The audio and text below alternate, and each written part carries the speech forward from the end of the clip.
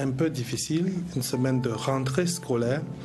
Je disais à la dernière émission que lorsque je suis allé faire les courses avec mon fils et ma femme en ville, j'ai observé un certain engouement, un engouement certain des parents à essayer d'obtenir le meilleur pour leurs enfants.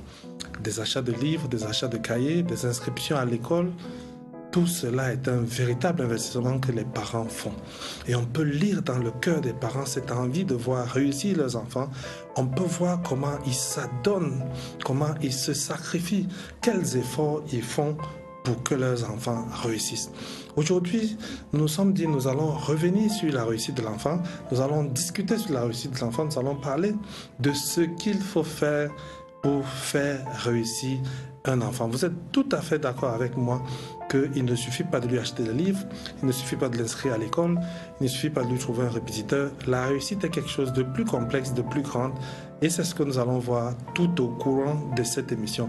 À la fin de l'émission, nous devions être capables, chaque téléspectateur devrait être capable de garantir la réussite totale de son enfant, la réussite totale de son enfant.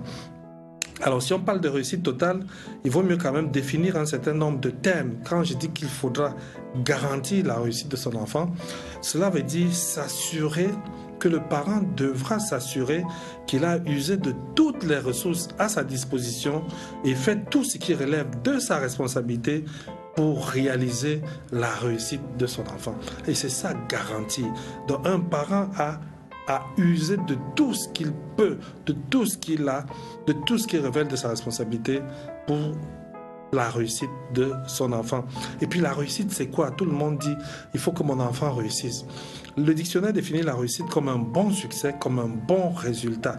Mais nous allons observer que pour beaucoup de parents, la réussite, c'est le bon résultat scolaire. Comme si la vie de l'enfant se réduisait à un résultat scolaire, à un rang selon un bulletin de notes. La réussite, c'est aussi le fait d'aboutir à ce bon résultat. C'est un accomplissement de soi. Et c'est cette expression qui va nous accompagner durant l'émission aujourd'hui. La réussite, pour nous, ce sera l'accomplissement de soi. Donc, comment garantir l'accomplissement de votre enfant? Comment garantir que votre enfant sera accompli? Et c'est un vrai défi. C'est des choses à braver. C'est des choses qui vont mettre à rude épreuve vos capacités et vos compétences pour pouvoir arriver à aboutir à cet élément-là. Pour garantir la réussite d'un enfant, pour garantir sa réussite totale, il faut comprendre deux choses. La première, c'est qu'il faut intégrer que dans l'éducation d'un enfant, la vie passe par 4 grandes phases. Et le parent doit savoir manipuler ces 4 phases. La première phase dans la vie d'un enfant, dans sa relation avec ses parents, c'est la phase où on impose tout à l'enfant. J'ai bien dit tout. Son habillement, sa nutrition, ses amis, ses balades, ses distractions, son école. On lui impose tout. Ça va aller de sa naissance jusqu'à peut-être l'âge de 10 ans.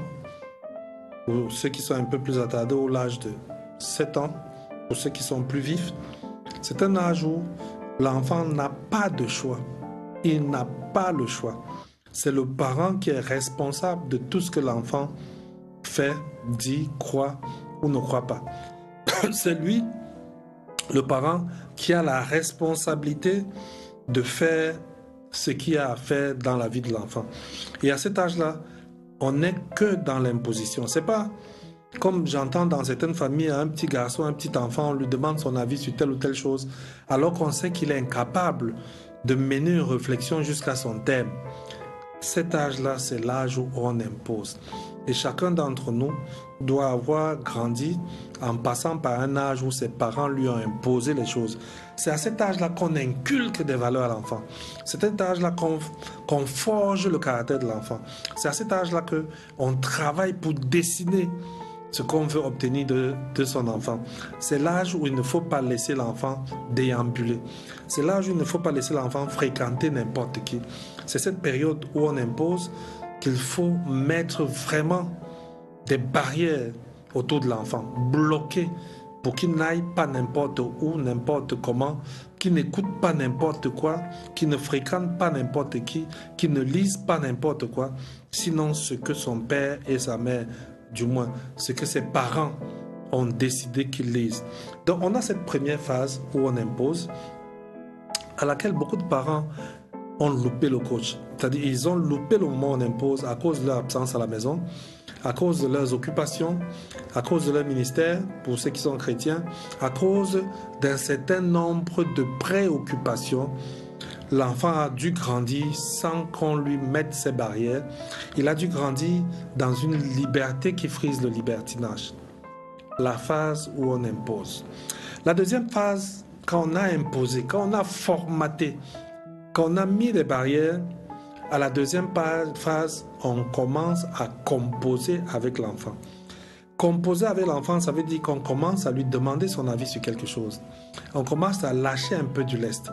On commence à le laisser faire certaines choses. C'est ça qu'on appelle composer avec lui. Son avis devient important. On commence à avoir avec lui des discussions d'adultes, bien qu'il soit un adolescent. On essaie de voir quels sont ses choix. On essaie d'apprécier ses choix. On essaie de discuter de ses choix. Ça va arriver quand l'enfant est dans des choses comme la classe de 3e où il est en train d'aller à la seconde. On va pouvoir discuter avec lui de pourquoi il veut faire la seconde C et non la seconde A.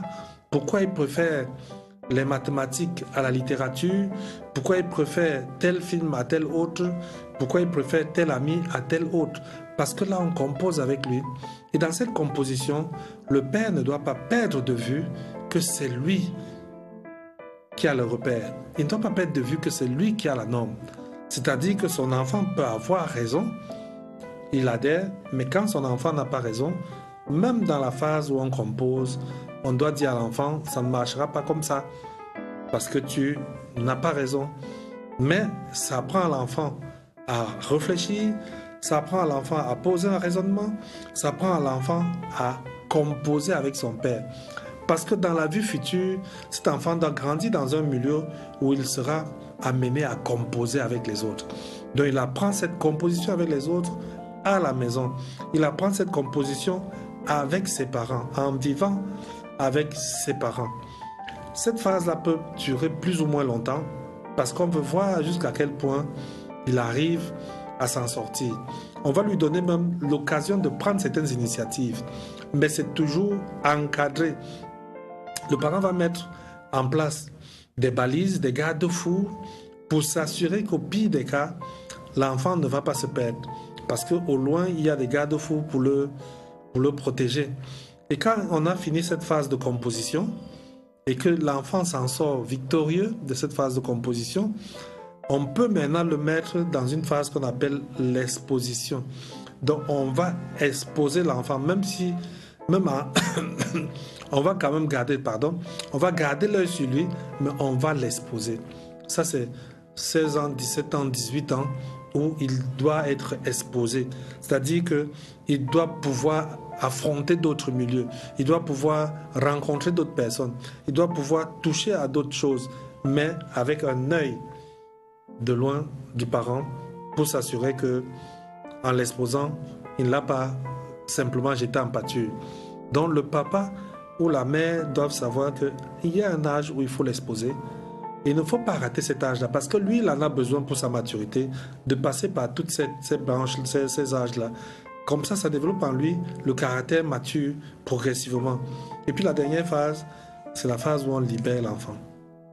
Il est préférable, comme c'est une émission de famille, que les parents à cette phase-ci aient suffisamment enseigné l'enfant sur les différents aspects de la vie, sur la complexité de la vie, sur les détails de la vie seule. Qu'on l'ait bien formé et maintenant on peut le libérer, on peut le laisser aller dans la société, on peut maintenant dire il est grand, il va s'en sortir tout seul. Il peut arriver néanmoins que la phase d'imposition, de composition et d'exposition se fasse au même moment pour certains enfants qui ont une certaine agilité, pour certains enfants qui sont suffisamment vifs, on peut faire tous ces trois en même temps. Donc n'oublions pas, on l'impose, il y a un âge, on compose, il y a un âge, on expose, il y a un âge, et puis on libère, il y a un âge. Quand on a libéré son enfant, ça veut dire que on a la certitude que les phases précédentes se sont bien passées et que maintenant c'est une personne qui peut vivre seule. Et quand on a libéré un enfant sous cette condition-là, on n'a plus à discuter quand il amène son conjoint, on n'a plus à discuter de ses choix quand il dit qu'il va épouser tel ou tel, on n'a plus à discuter parce qu'il est libéré, donc il est libre. On peut partager avec lui, on peut argumenter avec lui, mais c'est lui à ce moment-là qui prend les grandes décisions de sa vie. C'est lui qui fixe les grands axes de sa vie dorénavant.